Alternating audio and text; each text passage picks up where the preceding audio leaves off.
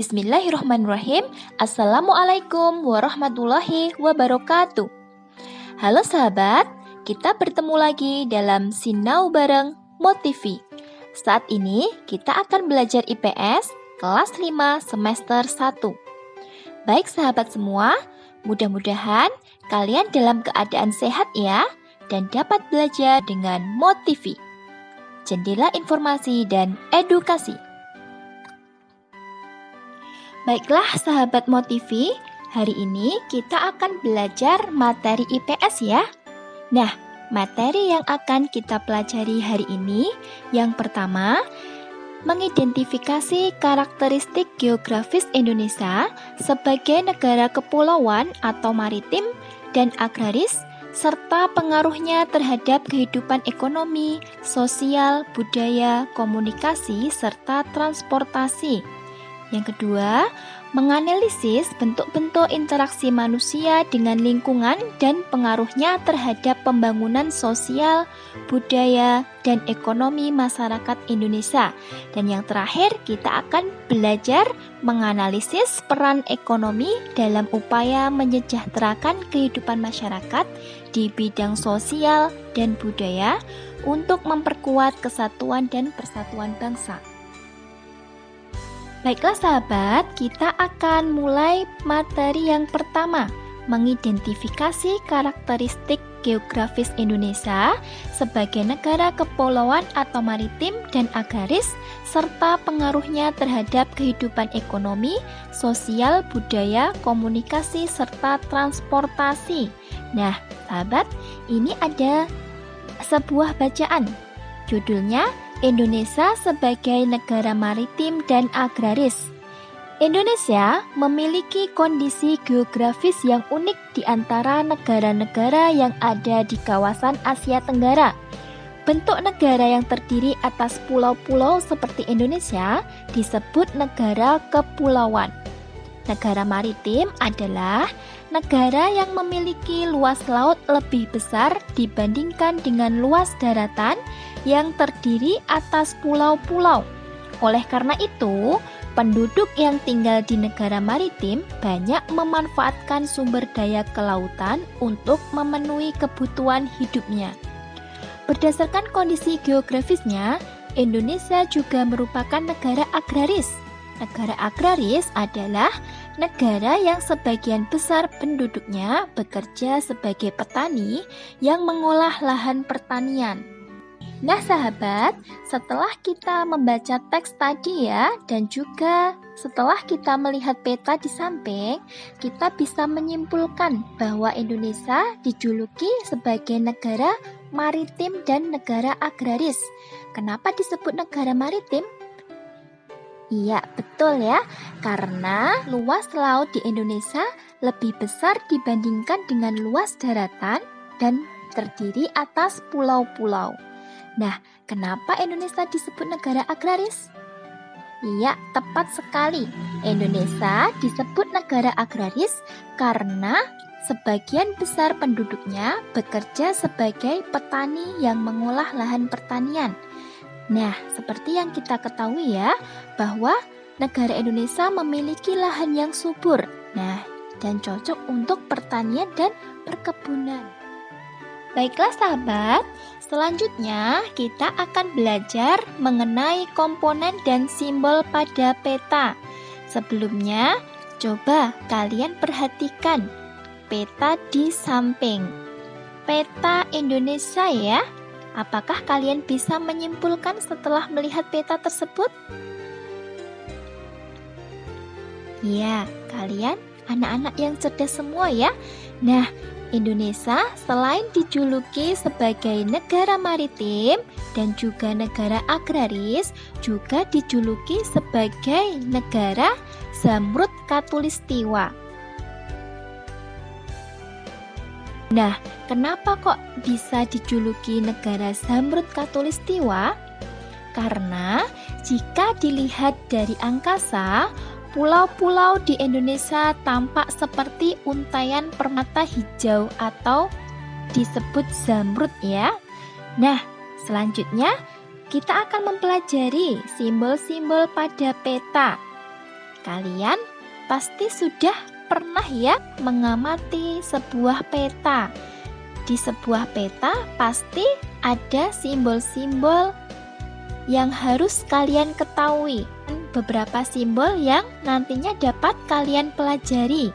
Nah, komponen pada peta. Ada beberapa komponen yang harus ada pada sebuah peta. Yang pertama, harus ada judul peta. Yang kedua, skala peta. Yang ketiga, simbol. Yang keempat, garis astronomi. Yang kelima, legenda. Yang keenam, mata angin. Nah sahabat, marilah kita latihan soal ya. Coba perhatikan contoh soal di bawah ini. Pada peta, sungai digambarkan dengan simbol. Nah, kalian pilih A, B, C, atau D. Yang mana ya kira-kira jawabannya? Tadi kan kalian sudah mengamati ya simbol-simbol yang ada dalam peta. Nah, coba kita lihat jawabannya. Apakah jawaban sahabat betul? Nah, jawabannya adalah A. Ya, simbol sungai adalah gambar A. Soal berikutnya ya. Indonesia terletak di antara dua benua, yaitu, coba sahabat pilih ya, yang benar yang mana? A. Benua Hindia dan benua Australia. B. Benua Asia dan benua Australia. C. Benua Australia dan benua Atlantik. D. Benua Asia dan benua Antartika. Coba kira-kira jawaban yang tepat yang mana ya? Coba kalian cocokkan jawaban kalian benar atau salah. Jawabannya adalah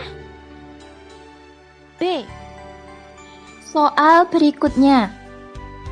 Garis yang membagi bumi menjadi belahan bumi utara dan belahan bumi selatan disebut garis A.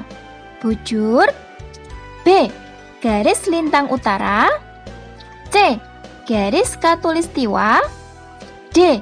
Garis lintang selatan. Nah, kira-kira yang mana ya yang tepat? Nah, jawabannya adalah C. Garis khatulistiwa.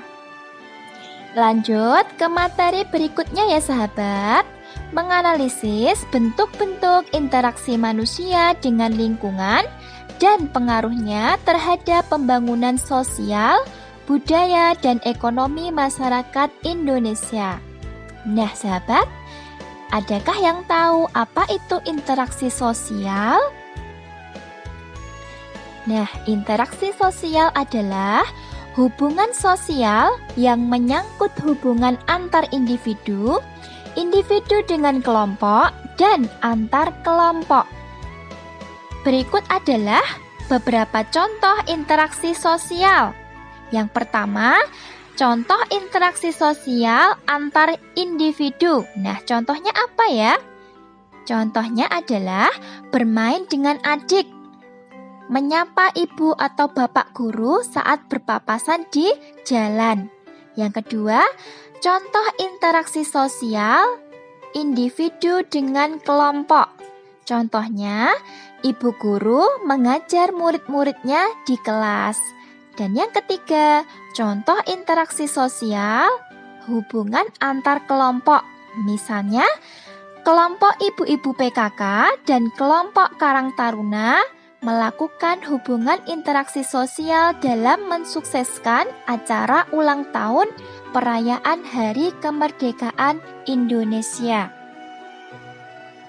Pasti sahabat semua sudah tahu ya bahwa manusia adalah makhluk sosial. Kenapa manusia disebut makhluk sosial? Manusia disebut makhluk sosial karena manusia tidak dapat hidup sendiri tanpa bantuan orang lain. Nah, selanjutnya sahabat, Ada beberapa manfaat ya interaksi sosial. Yang pertama, memenuhi kebutuhan hidup. Yang kedua, memperkuat kerjasama. Yang ketiga, menciptakan kerukunan. Yang keempat, meningkatkan keterampilan. Mungkin masih banyak lagi ya manfaat dari interaksi sosial. Nah, syarat dan ciri-ciri terjadinya interaksi sosial. Yang pertama, harus adanya komunikasi antar individu atau kelompok. Yang kedua, harus dilakukan 2 orang atau lebih. Dan yang ketiga, ada suatu tujuan. Materi selanjutnya, menganalisis peran ekonomi dalam upaya menyejahterakan kehidupan masyarakat di bidang sosial dan budaya untuk memperkuat kesatuan dan persatuan bangsa. Pengaruh kegiatan ekonomi terhadap kesejahteraan masyarakat. Dalam kehidupan sehari-hari, kita tidak lepas dari kegiatan ekonomi. Kegiatan ekonomi meliputi produksi, distribusi, dan konsumsi.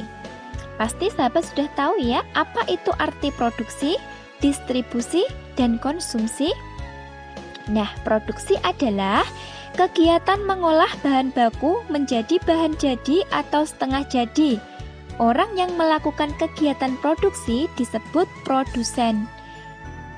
Distribusi adalah kegiatan menyalurkan barang dari produsen ke konsumen.